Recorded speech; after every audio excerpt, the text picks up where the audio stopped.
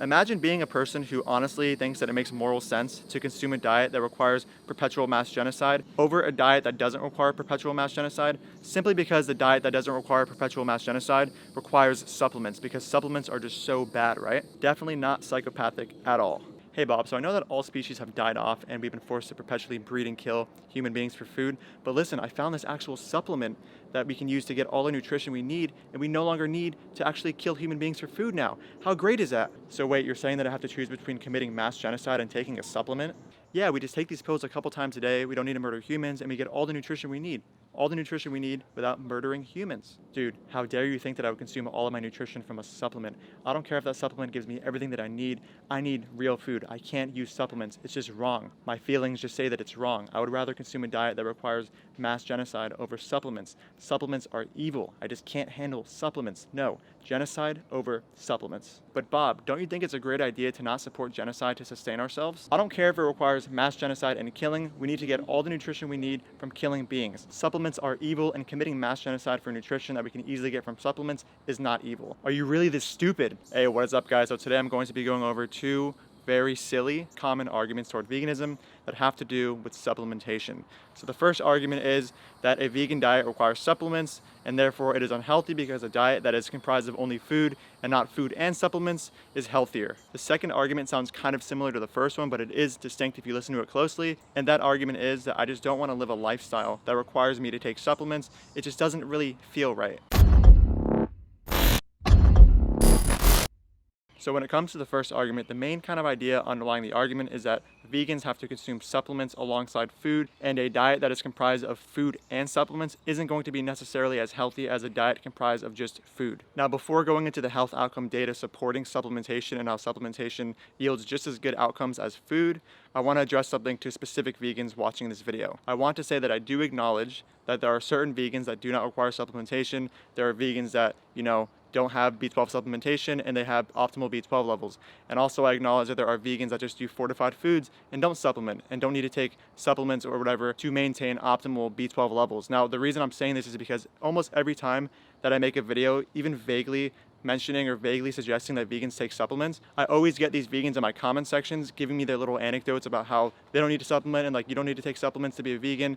And I understand that that's the case for some people, but I still think that genuinely most people should take a supplement. It is the most guaranteed way to get your nutrients, and not everybody can just get away with being vegan, not taking supplements, and having optimal, say, B12 levels. Okay, so back to the actual argument that anti-vegans and non-vegans make in reference to B12 and supplementation. So the rebuttal to this argument is actually very simple. Now, what this person's really doing without even realizing it is making an appeal to nature fallacy. They're saying that, oh, I just think that, the fact that a diet is more natural and only comprised of foods, that it's more healthy than a diet that is comprised of food and supplementation. So all you really need to do here is explain that diets and their health outcomes and whether or not they're healthy are really only determined by if they are healthy and if they result in positive health outcomes. It doesn't matter what the food to supplement ratio is. It doesn't matter if the diet is solely natural or solely comprised of foods. What matters is that the diet yields positive health outcomes. And we have health outcome data showing that diets comprised of supplementation and food yield the same, if not better, positive health outcomes than diets that are solely comprised of food. So supplementation does work. This whole idea that a diet comprised of solely foods is going to be inherently healthier than a diet comprised of supplements and foods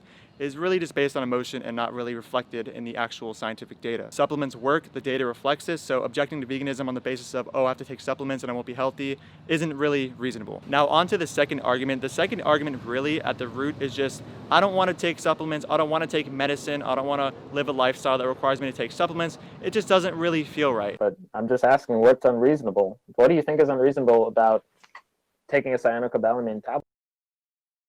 So let me just finish the sentence. So I think that's a reasonable, I guess, discussion point if you want to carry that. Now,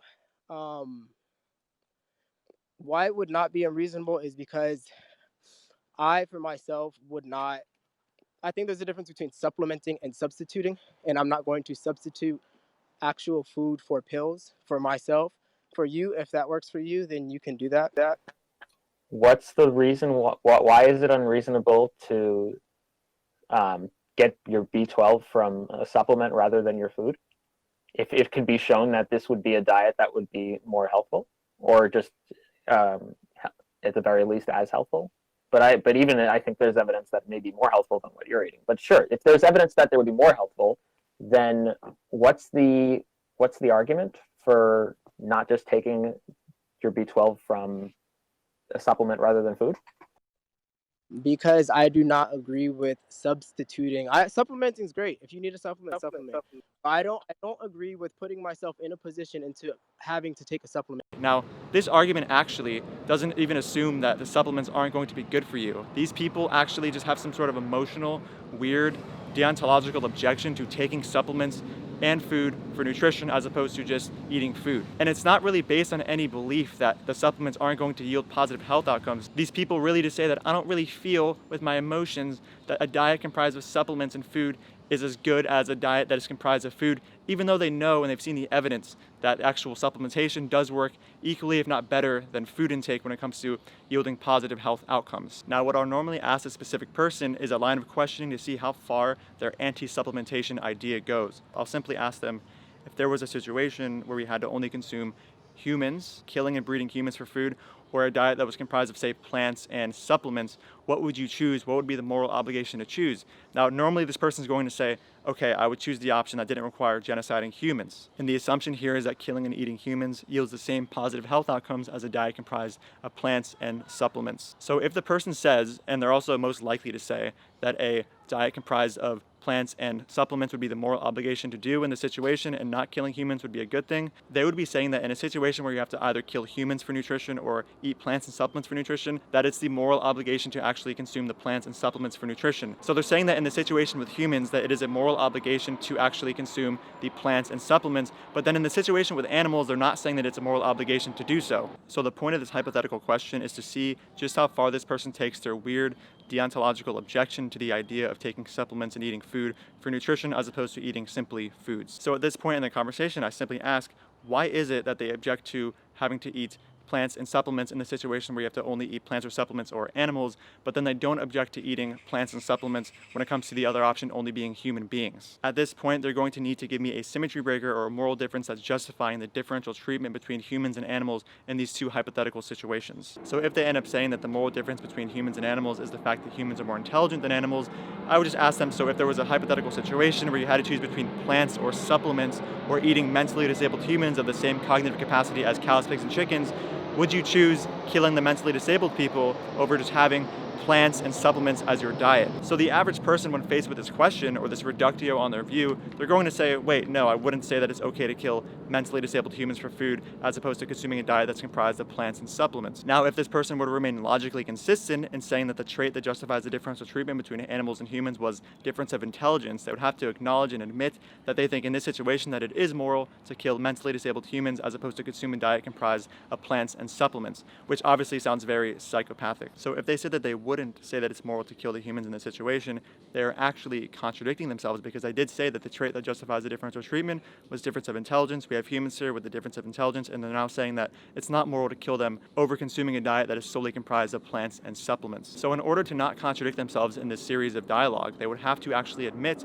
that yes, they do think it's moral to kill mentally disabled humans in this specific situation. But most people, when they hear this reductio of their view, are going to realize, maybe I don't think that it's moral to kill things on the basis of lower intelligence in a situation where you can choose between killing those beings and then eating plants and supplements. So the point of this consistency test is to show the person that their weird objection to consuming a diet comprised of plants and supplements and the reason they name to justify killing animals doesn't actually hold, or they don't actually hold the same position when we apply that reasoning to actual human beings. And to be specific, human beings that possess the trait they're naming, which justifies the differential treatment between humans and animals, which again is the lower intelligence. Now, I can take this hypothetical even farther and say, what if we had a world where there was no plant food, but just supplements, and then killing and breeding humans for food?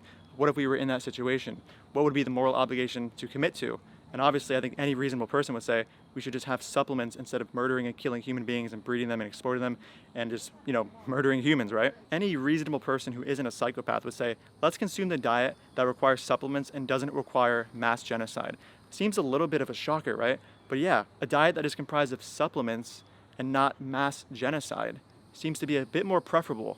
Who knew? So this is the line of questioning that I go down when people say, oh, I would go vegan, but I don't really believe in getting my nutrition from a supplement. I think that we should be getting it from only foods. It just feels right. So this line of questioning in the average person who isn't a psychopath reveals that when it comes to our dietary choices, we ought to choose the dietary option comprised of supplements and plant food, as opposed to the option that requires perpetual mass genocide of innocent beings.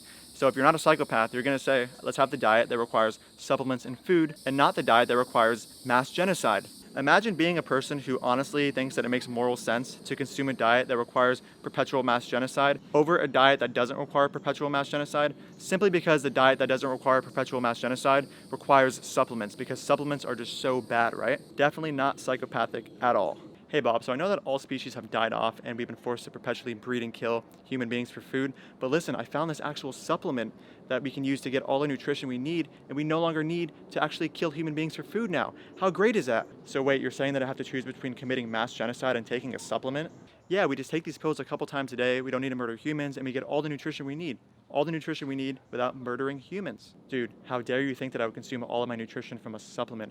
I don't care if that supplement gives me everything that I need. I need real food. I can't use supplements. It's just wrong. My feelings just say that it's wrong. I would rather consume a diet that requires mass genocide over supplements. Supplements are evil. I just can't handle supplements. No, genocide over supplements. But Bob, don't you think it's a great idea to not support genocide to sustain ourselves? I don't care if it requires mass genocide and killing. We need to get all the nutrition we need from killing beings. Supplements are evil, and committing mass genocide for nutrition that we can easily get from supplements is not evil. Are you really this stupid? Guys, you would be surprised how many people, when I'm debating in the streets and debating doing my outreach, have some weird emotional objection to the idea of taking supplements or partially taking supplements to get the nutrition you need. These people do exist, and I encounter them all the time. You may have as well. So yeah, guys, next time you encounter a particular non-vegan or anti-vegan who makes this argument towards you, put them down this line of questioning and ask them and see just how far they take this sort of anti-supplement position, because as you can see, it puts you in a situation where you're actually prioritizing committing mass genocide for nutrition as opposed to just taking supplements. And yeah, definitely not very unreasonable. All right, guys, that is the end of the video. Please comment, like, and subscribe. If you enjoy my content and want to support me on Patreon, the link is in the description below. Thanks again for watching, and I'll see you in the next video.